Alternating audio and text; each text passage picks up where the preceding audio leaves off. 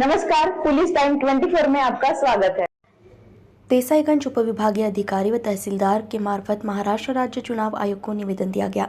गोंडगोवारी समाज की ओर से संपूर्ण महाराष्ट्र में विधानसभा चुनाव 2024 का बहिष्कार करने की अपील गढ़चिरौली जिला अध्यक्ष विनायक वाघाडे और अन्य समाज बंधुओं ने की और बाकी जानकारी विनायक वाघाडे ने मीडिया द्वारे दी।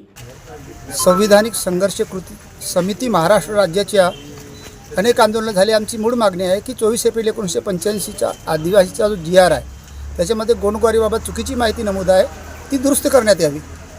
जसे की क्षेत्रबंधन टाकलं आहे की कुरखेडा गडचिरोली जिल्ह्यातील कुरखेडा तालुक्यामध्ये ही गोंडगोवारी जमात आहे, ही चुकीची आहे।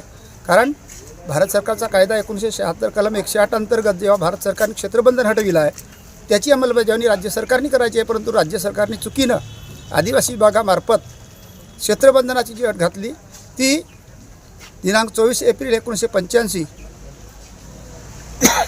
अनुक्रमांक 18 गोंडगोवारीची जी माहिती आहे ती चुकीची आहे, ती वगळण्यात यावी आणि क्षेत्रबंधन हटवण्यात यावं। दुसरी मागणी आहे की भारत सरकारच्या मागासवर्गीय आयोगाच्या शिफारशीप्रमाणे गढ़चिरौली से बाबू कुरैशी की रिपोर्ट।